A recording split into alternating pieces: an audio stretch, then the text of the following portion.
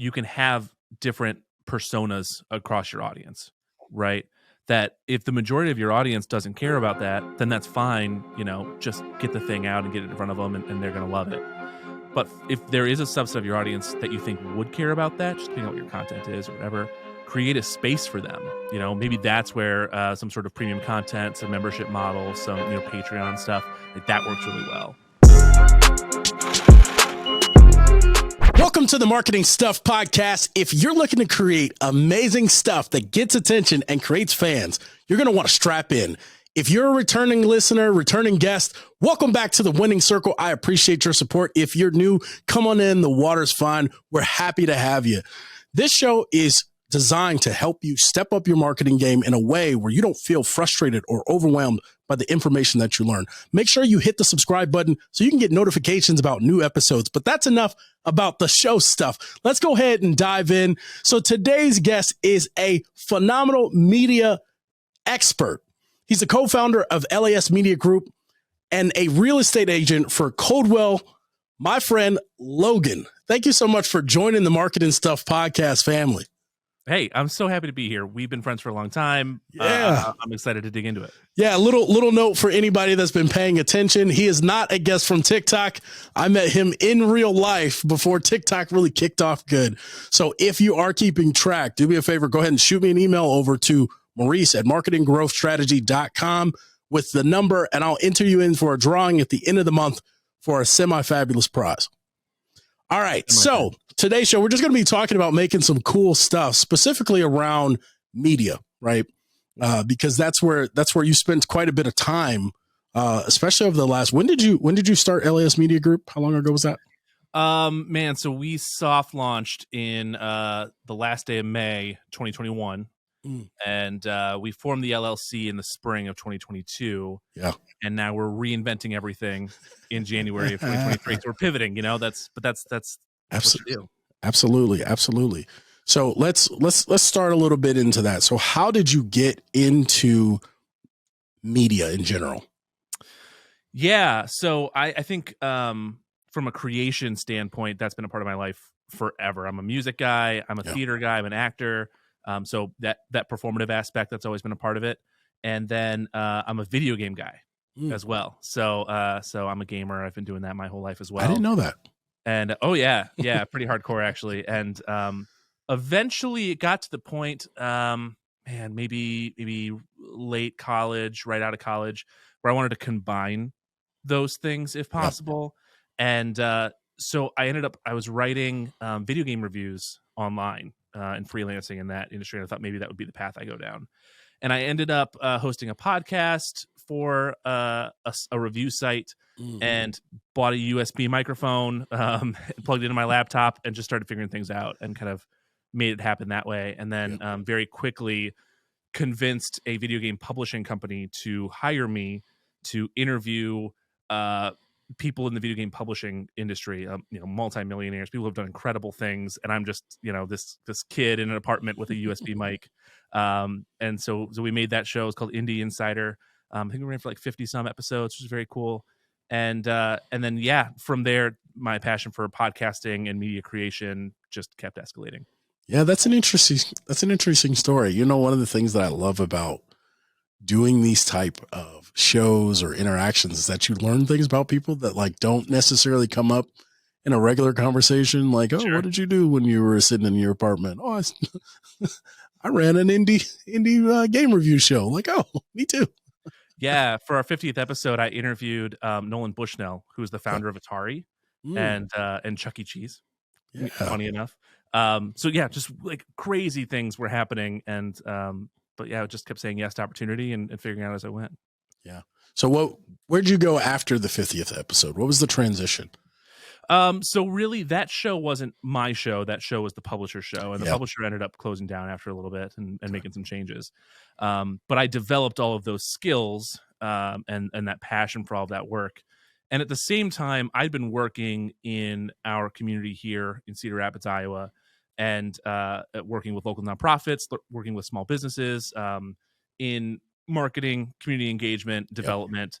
And at a certain point, especially when we got close to 2020, which was obviously COVID time, but also for us derecho time, when we got hit by a pretty major storm. There was this idea that I had of combining all of these things that I'm passionate about together, that community engagement, the digital media and content creation. How could we piece that all together to create something really valuable? And that's kind of where LAS came from. Okay. That's interesting. So you said some things about you and the LAS team are pivoting. So can you share a little bit about what you're pivoting towards and how that's looking for you? And yeah, I guess I should be careful with the word pivot because it's not a full pivot. We're not changing all of our operations, but essentially, we have a clearer vision of where we want to go. That's closer to what we were originally trying to do. Yeah. And that comes with a rebrand, that comes with some changing in prioritization and messaging and systems and how we operate. But to keep it fairly simple, we are still creating content. A lot of that's podcasts, a lot of that's long form YouTube video and web series, some short form stuff as well, things that are TikTok ready. Talking about TikTok, and but really keeping that local with the idea that local can still be anywhere.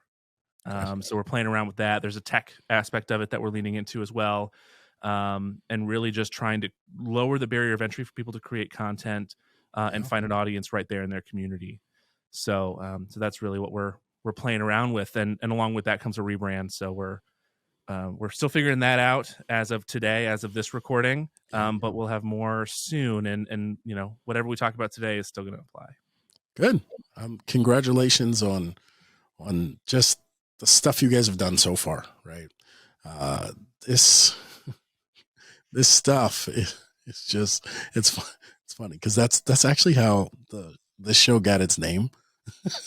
Because when you talk to people about all of it, they're like, this marketing stuff, this branding stuff. It's like, it's like, okay, well, let's get into that. But this stuff's hard. It's super hard and it's complicated. Yeah. And, and everyone has a different way of getting it right. Yep. And super nuance.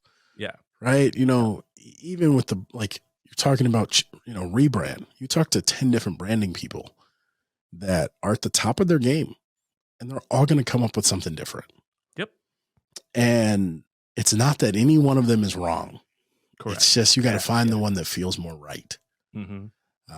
And I think that's where it gets really interesting, right? Because you and I, we're in a similar-ish space, right? Mm-hmm. We go about it very, very differently in how we approach things, but still similar, right? And so to give some folks some context, I run a podcast studio here in the Cedar Rapids community, but it's funny because we're changing direction too. It's like this. Oh, really?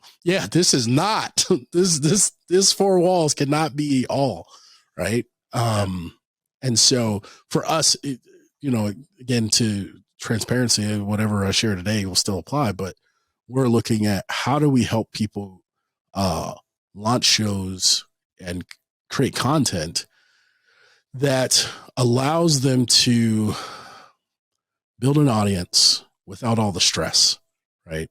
And more specifically looking at service businesses, service business owners that have that sell high value products, right? And high ticket offers, right? Yeah. So,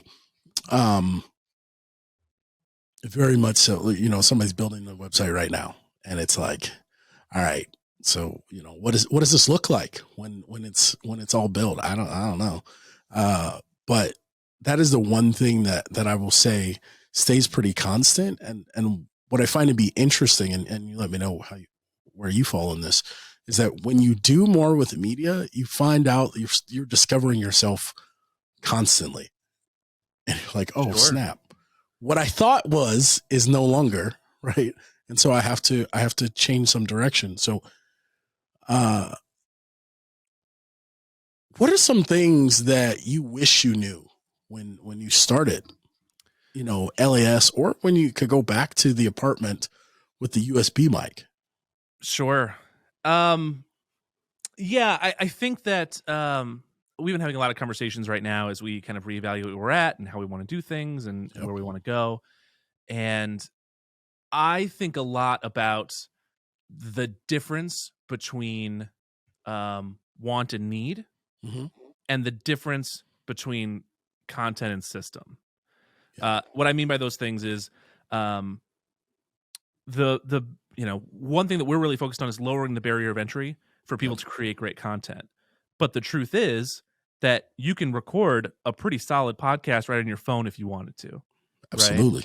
You can watch YouTube videos, you can, find the Maurice in your community, and you can figure out how to make something, and the barrier of entry is already really low.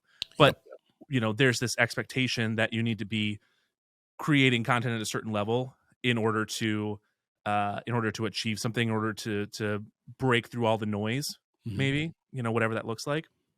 But want and need are two very different things in that space. And so, you and I have had this conversation a lot, is uh, just getting started is half the battle, Yeah. right? It's put the thing out, make it happen. I'm somebody, when I think back to that person in the apartment, when I think back to starting LAS, if it wasn't for the video game publisher paying me to do it, or if it wasn't for me surrounding myself with people who relied on me to make something happen, I don't know that I would have gotten things going as quickly or as effectively, because I'm somebody Interesting. that my weakness is sitting in something too long and wanting to make it great, Yeah. and I know that about myself. I recognize that I will fiddle with a project too long. We don't self-produce any of our projects here. We always assign different producers to projects, because otherwise it's easy for somebody to get in the weeds, over edit, over polish, make something so perfect, when the truth is that sometimes you just got to get it out. It's better to get Mhm. it out and just make it happen, and it's probably good enough. It's probably great, right? And maybe you can't recognize that in yourself. So that want and need, is something I would really focus on. And then the difference between content and systems. So I'm a really systems minded person, Yeah. um, but talking too much comes a little naturally to me also. So um, those are things that I think about a lot as well. The more you can put systems in place to set yourself up for success, the more then you can just focus on the content. So I like to approach things systems first. I will always kind of, if I could go back in time and give myself advice, it would be, don't waste time, right? That want versus need, Yep. but put your systems in place and then just go.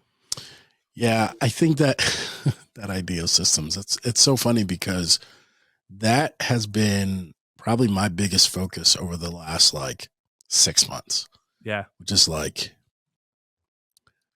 not only building one for myself, but building one that I can hand to someone else, Hmm. that I'm like, here, like just take it and follow it. Right. So like getting to a place of push button simple, Yep. and eliminating a lot of steps and technology that's not right. Because you can get lost in the weeds. I'm a tech person, like a Yeah. software person. Like I love me a good, give me a new software that I can mess around with, and I'm a happy camper, right? But the truth is that at the end of the day, when it comes to producing media, or when it comes to creating content, like it doesn't matter how great the software is if the thing never gets made. Correct. Exactly. And it's I just did an interview with chief editor at for a publishing company called Follier Buyer, and one of the things that he talked about, and I'll link the show, the information for that show below if you want to go check that out. An absolutely amazing interview, lots of insights for someone that wants to start publishing. This interview specifically talking about writing, but the stuff we're saying in there can be applied to any media. And he specifically talks about like you need to think like a publisher, right? And he gets into some of that context of, it's about the audience, and it's about the person that's consuming. And when you really step back and say, with the person that's about to consume this thing, do they care if I'm using Adobe Premiere Pro or DaVinci Resolve? Like, do they really care? Hmm. And like, if the answer is no, like that's not going to improve the experience that they're going through. Like, is it worth spending the hours, the hundreds of hours that you could spend choosing between these and many other softwares to accomplish the same objective, right? So And also understanding, if I may jump in there, that you can have different personas across your audience. Yeah. Right. That if the majority of your audience doesn't care about that, then that's fine. Just get the thing out and get it in front of them, and they're going to love it.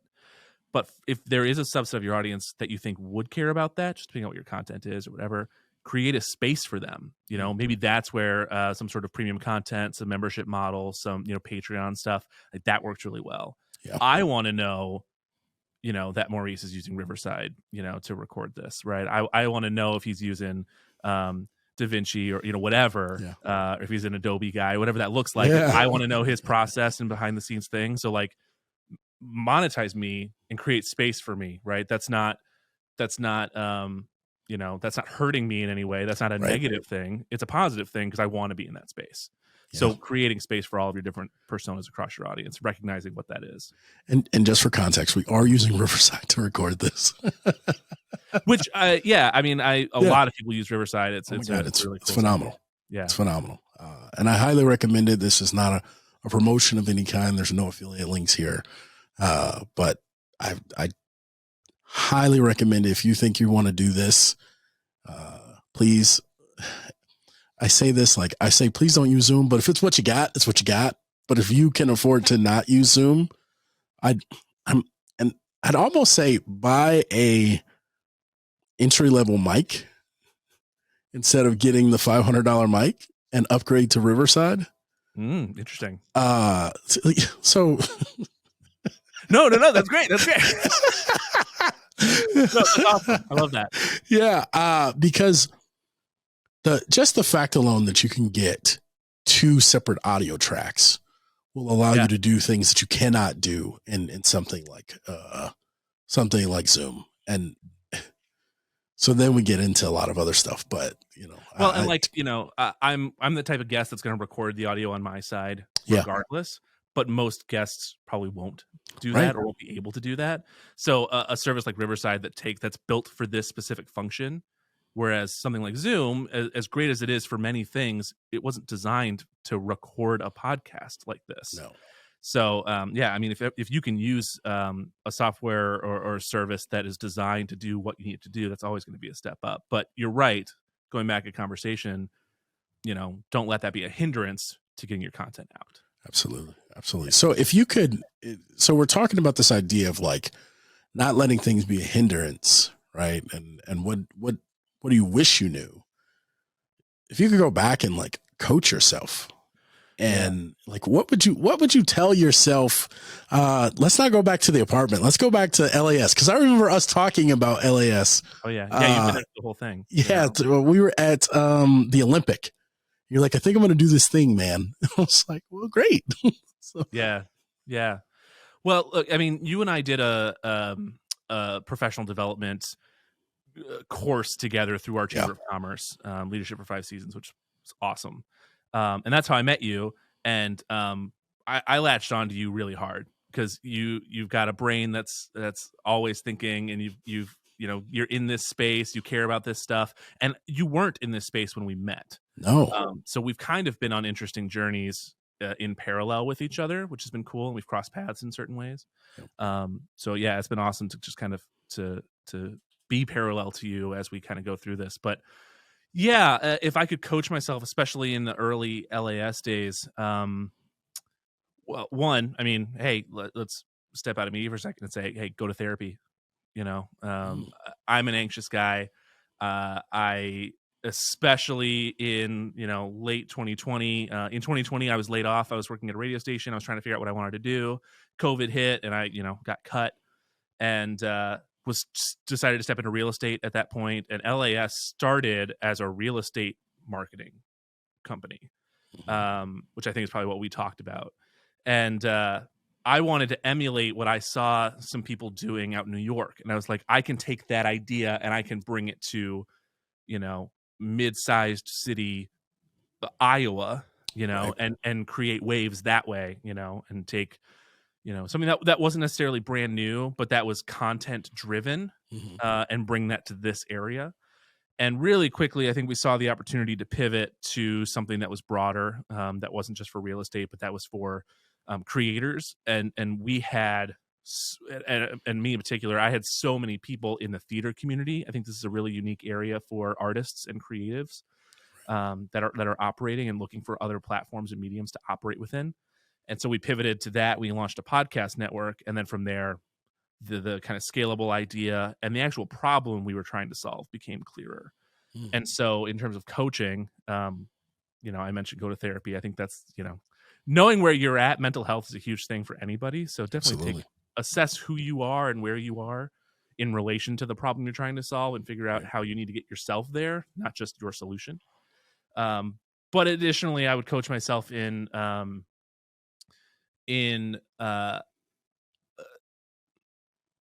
laying the foundation sooner. One of the reasons why we are doing what we're doing now, this self audit of our business that we're doing, and then that's leading to a rebrand, that's leading to some reprioritization of Yep. how we're operating. That's coming about because we started by addressing the problem we wanted to solve without putting the foundational pieces in place, and then we got going really quickly, and we scaled really fast, and we skipped over some steps in terms of just building a viable business, which is great. Obviously, it means that we identified a need, Hmm. we identified a problem, and we built a solution for it. We just did it out of order. So now we need to go back, and we need to we need to lay the foundation of our house and then move our house onto it. So that's what we're doing right now. So I would coach myself to figure out the foundation a little bit earlier in the process. Yeah. You know what's interesting is that it's hindsight. It's always 2020. You're like, I think about some of the bonehead moves I made in business, and what's funny is like this is now my third business, and I look Yeah. at some of the mistakes that I make, and I'm like, dude, what are you doing? Right. You're right. It's all so clear now, obviously. But when you're in it, you're like, yeah, let's Yeah, this is working. Let's go. yeah. And This makes sense. It's right, right. you look later, you're like, nope. You should have you should have slowed that down a notch, spent more time here, because this Right. would have given you the ability to scale. It's part of the reason why, so I recently I've had a couple people ask me why I won't do single sessions. I look, it's a membership space. Yeah. I don't like, and I was sitting down and I was thinking about it. I was like, should I? And I was going back and forth, and I swear to you, I almost pulled the trigger and said, I'm opening membership, single off podcast sessions. And I was like, no, the reason why you decided to not do single sessions was because you don't want to be bothered with the constant onboarding of new people. Mm-hmm. And it was like that moment of like, just stay with what you believe, either change altogether or stay with what you believe. And when you're kind of in the thick of it, and you see 10, 15, 20 people that are like, I just need it for a day, like, oh, I could grab that money real quick. And I think sometimes that type of stuff gets us, we're like, I see an opportunity, let me go ahead and capitalize on that opportunity. But you're right, it's like when you're trying to build something that has longevity, it's having that foundation in place. And sometimes like it just doesn't, that process takes longer than what the environment around you may want it to. Yes. But it's for the better. It's for the better, I promise. Yeah, and it's painful, especially when you are working with other people, you're collaborating with other people, and they're Yeah. ready to go, and you're like, well, but hold on, because we if we skip over these steps, it's going to be a pain later for us. Yeah. I remember talking to you, um, when you were doing some things out in the community last year, Mhm. and you were talking membership, and you were trying to figure out if that was going to be your space or not. And I think what's interesting talking to you now is that both what you're doing now and that kind of single use membership space, whatever that looked like, both of those are viable problems to solve, Mhm. right? Those are needs in our community, but you don't have to solve both of them, right? And solving No. both of them might end up meaning that you solve neither of them, Yep. right? So to choose a path and create, systems and a business function that really meets that need and that problem, I think it's a great choice. Yeah. And it's one of those things that's been challenging because you talked about at the very beginning, like your objective is to lower the barrier of entry, right? Yep. And so I think you and I have some similarities there. Just how we go about it is a little different, creating a space where I'm basically just letting you rent equipment that's already set up. Right. Like I don't necessarily need or want to be your producer. We can, it's way more expensive. And so if cost is an issue, then becoming a member and allowing us to teach you how to press the buttons and export the files is the best way that I can serve you.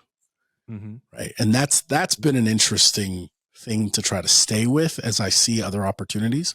And part of the reason why we've decided to do some adjustments and pivoting is because it's like, okay, we can get clients that are more financially viable, Yep. while still staying true to the mission of our goal was to lower the barrier of entry, show you how to make your system that's so simple that we can package it up and hand it to you once we've trained you. It's just that process in the beginning may look a little different depending on who we're working with. Right. So, so we've talked a little bit about like the differences in how we approach things. So when you're thinking about approaching a project or launching a project, what are some things that you do differently that stand out? Yeah. You and I were talking about this briefly before we started recording, and that's kind of why this came up. You brought up pilot episodes because I was asking you about marketing stuff and how that launch is going and what you're doing there. And I don't mean to give too much of a look into your process if you don't want to talk about it, but where you're at now is, what you let me know is that you put out a pilot episode, short little 5-minute thing. I think, do you also have a trailer? I do. A trailer out as well. Yeah, I do. And then you're batching episodes right now. So you've got a 2 solid handfuls worth of episodes that have not come out yet at this point. What's cool about that is you have content and you can create a consistent release schedule around that. And you also know what's coming next, which means that you can build marketing pieces or a marketing plan around each individual episode and build towards something and create traction that way, as opposed to some projects that we've operated that are designed to be record weekly, release weekly. They're really designed to be in touch with what's happening right now. Yeah. We have a show called Othered, which we're working on, that had a great first season and is going to come back too, I believe. And we've been working with them, and that show operates on a weekly release schedule because when things happen in the world, they want to be able to respond to them. Yeah. So they're not evergreen episodes or they're not interviews that can sit forever. Like they want to be talking about what's happening now. And so we can't build the same way, but we want to kind of still find the right ways to systemically support that show and its release schedule and its recording schedule and that whole process, and cultivate an audience that can rely on that still. In terms of the beginning, one thing that I mentioned, the reason why this came up is because the way we do things is we'll put a trailer out, usually weeks in advance before the show actually comes out. And then we will release a bunch of episodes all at once. Yep. And that's that for us, you brought up the pilot episode, and I was like, I wouldn't release a pilot episode. What I do is we'll release maybe 3 episodes all at once. Yeah. And I don't know if you would do that or not. Maybe you would. Maybe it is the same. So I'll share. No, I'll share after you're done. No, I was just gonna say. So, the research that we've done really told us that when a new show comes out, the trailer can be the placeholder. You brought up finding on Google and submitting to, the podcatchers, the Apple Podcast, and Spotify, and all that.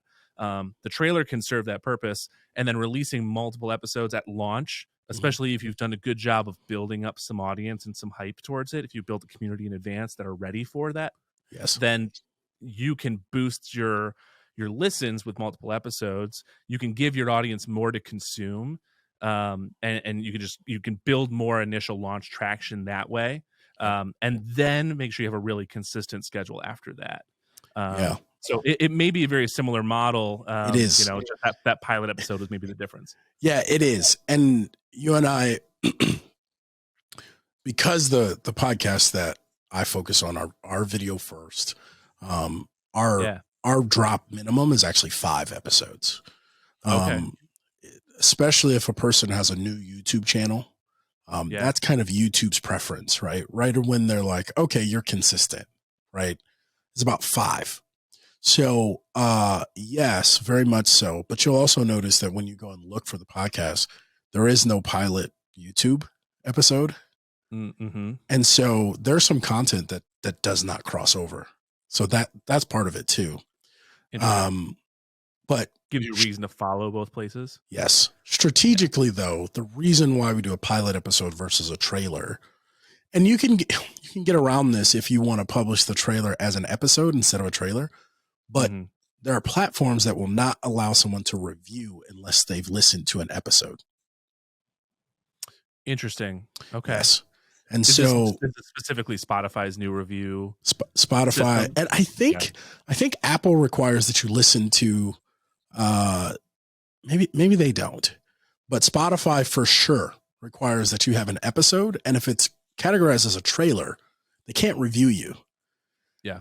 And so when I was doing my research, I'm like, how do I want to get around that? I don't want to categorize my trailer as an episode because analytics wise, I don't want to taint the analytics. So I really want to be able to see. So I was like, let me just drop a pilot. Yeah. So that's strategically why, and the trailer really for me is designed to give somebody a vibe. Like what's the vibe? And then the pilot really is the introduction to me. So every other show, I don't like, even on this one, I didn't give my name. Right. I didn't give my name. And that was specific. Like, I don't want you to focus on me, right? Like when you see these, we'll have little title tags down at the bottom so you know who I am, but like that's it. Right? So I really want that pilot episode to introduce you to who I am, and then from there on out, like we're not really talking about who I am.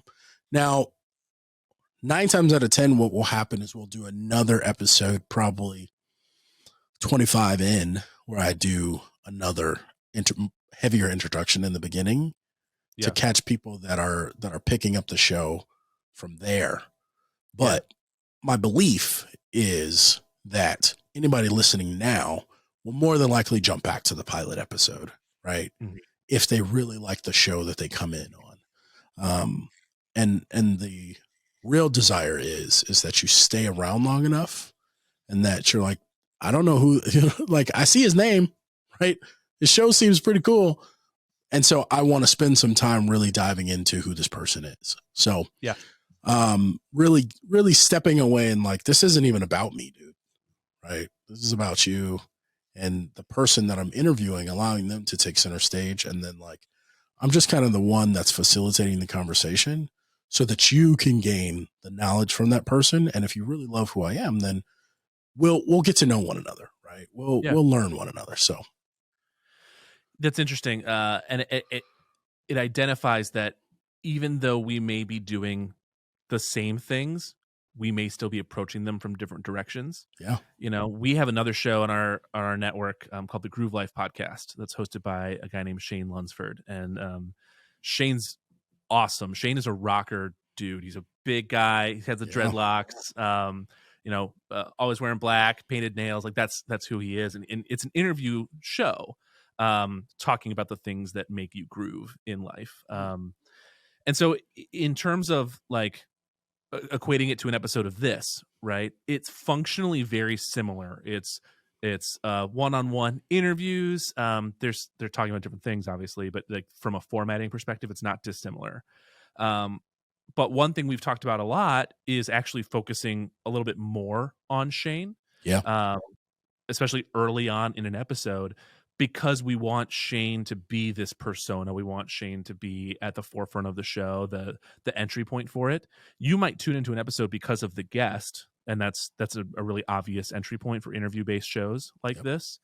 But we want Shane to be this heavy, played up presence on the show. Yeah. It's a different approach to the same thing, right? And we're just kind of You know, the way a film trailer will point your attention to different parts of a screen, right? Absolutely. We want to just point you to a different part of the same thing, right? We just want you to be looking at it differently. Yeah, and I'll be honest with you, there's plans for other shows that I will host, and those will be completely different, right? So Right. so this one in particular really is like, it's not that I don't care if you know who I am. Of course. It's the focal point is you, right? And so if we go back in the very beginning, it's, you know, the show is about helping you level up so that you don't feel overwhelmed.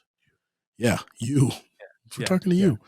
And so like I can take a back seat while we do that, and everything else that kind of comes up in that process of like, you know, what's going on and the content that we're talking about, all that stuff is forefront so that you can learn and be able to take action on the tools. And I don't want to waste any moments for you to be able to gain that by spending 30, 40 seconds on myself. Right. So that's the vibe of this show. It's like, it's funny because how I came up with the concept was really when I'm talking to someone in a coffee shop and somebody's like, hey, this guy knows about marketing, I don't spend time introducing myself. It's just like, oh, hey, you know, if you have a question, what's the question? Well, the question is, how do I get started in the media? Okay, cool. Let's get into that.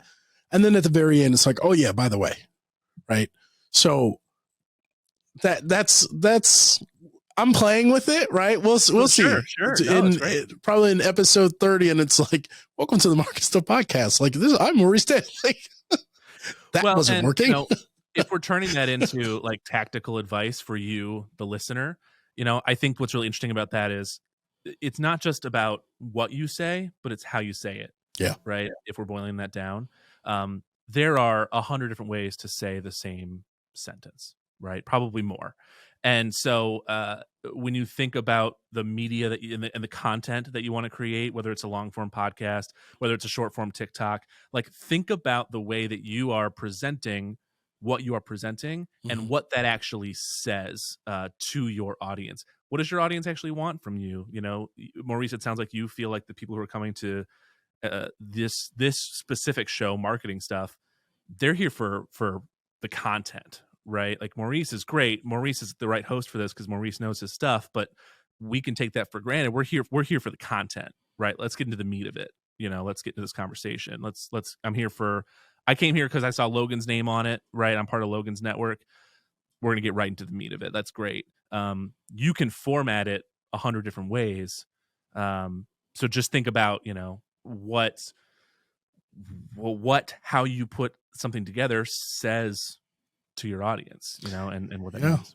And I think it's pretty interesting because at the end of the day, right, one of the best things about helping people to produce podcasts and having your own is that you get to try stuff. And you're like, I wonder how this is going to work, right? And I don't know very many podcasts that the host doesn't introduce themselves on every single episode, right? But the interesting thing about it is my face is on the thumbnail, so I'm sprinkled in there, right? And when I introduce the TikTok thing, I give them my email, so my name is there. So it's little sprinkles, and so I'll let you know how the how the test goes. My objective, right? So I have my assistant and some other folks. The goal here is to bring people in, produce content that gives them some insight, but in a way, again, it's like they were sitting next to us in a conversation that they joined, right? They joined this conversation and they stayed because it was what they needed at the time. And they became our friend because the conversation and the content was good. And then what I'm hoping will happen is that they will join the community, right? And that's where we can really get into the who I am and all that other stuff that kind of goes with the, like, you really want to learn me. And again, tactically or strategically, every episode would give them the opportunity to download a note from the show, right? And the emails will then talk more about who I am, right? So if you're joining our community and you're really getting in depth in, like dived into what we have to offer here, you will learn about me. It's just not necessarily going to be on the show. Right. Sure. So we'll see, Well, man. but you don't even have to be so blatant in validating that you are the expert. Right. Like, just by having this conversation, you're validating that you are the expert. And listener, if there's any question, I will validate Maurice is the expert in this field, right? Like, I know it. I've seen it in action. So you don't even have to say, I am Maurice. I am an expert. I host the show. You don't have to do it so blatantly. We get it. Right. And I think one thing that you do that's so brilliant, and that I still want to continue to get better at, so I'm following in your footsteps here, is creating space for people to then follow up on it. You know, you've got a fantastic Facebook group that I think's still popping off pretty hard. It's decent. You know, yeah. And so you create space for people to then go from this episode to engage with you in other places and see you as the expert and follow you there. So it doesn't end with the show. And I think that's another great tactic as well for people to keep in mind is, you know, content is only as good as your call to action, right? Or only as effective, maybe I should say. You should always be driving people towards something. It doesn't have to be blatant, but there should always be something there, and some sort of reason, some way to follow up, some way to stay connected, some way to you know, keep them in your sphere, in your audience, in your world. Yeah. And Maurice nails that side of stuff. So absolutely.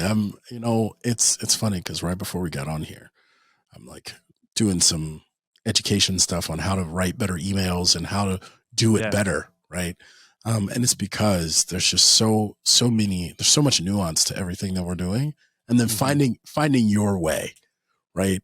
And it's like, there are sometimes like I break the rules to break the rules. Because I'm like, why is that a rule?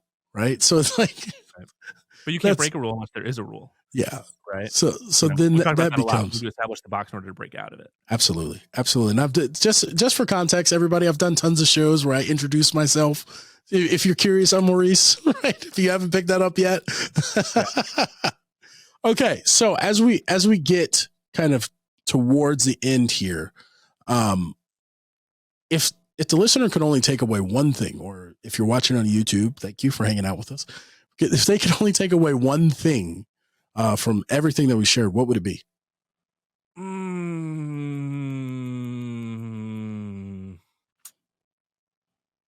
That's a great question. I feel like we've talked about a lot of really decent stuff. Yeah. I'm pretty happy with what we covered. There's some good personal anecdotes. There's some tactic. I like it. Hopefully somebody walks away with something actionable that they can apply. I think for me, I'll turn back to what I'm doing now, which is self-auditing, right? So looking at where you are as a person, as an entrepreneur, as a creator, as a content creator, as a marketer, and then take all of those things that we've talked about and assess, are you doing them? If you are doing them, are you doing them effectively? Are they meeting your goals, your needs? Just because you're doing something well doesn't mean that it's actually fulfilling the need that you identify that you're trying to get to. Yeah. And then, you know, we as marketers, as creators, are always trying to speak to somebody, right? And so figure out, you know, who exactly are you speaking to? If you know who that is, are you speaking to them? And then if you are speaking to them, how do you keep them around? I think that's one of the biggest things, right? What's that call to action? What's that next step? What's that Facebook group? Like, you know, how do you keep them in your world from one episode to the next? Yeah. That's one thing we think about a lot. So self-audit and put those pieces in place. Yeah, I appreciate you sharing that with everybody. If you are interested in connecting with the LAS Media Group, or whatever they're called at the time of the release of this show, I think it was different. Yeah, but yes, you'll still find us. You'll find the link to their website in the description below. So if you're on YouTube, just pop in down underneath. If you're watching or listening on your favorite podcast channel, go ahead and check the show notes below. And you'll find a link to their site. So go over there, pop over there, see what they're doing, and they may be able to support something that you're looking to do for yourself. If you're interested in getting the notes from this show, what I've boiled down to be the gold nuggets, feel free to click the link and hop over and download those. Those are absolutely free to you. I hope that they're helpful. Outside of that, that's a wrap for today's episode of Marketing Stuff. I hope that you gained something. If you have questions, feel free to leave a comment in the section of YouTube, or you can message us on Facebook at Marketing Stuff Podcast. Can't wait for you to join on the next episode, where we'll continue to bring whatever information we can in the marketing space to help lower your stress and frustration. Thank you so much for listening. Until next time, make your marketing count. Outside of that, stay out here winning, y'all.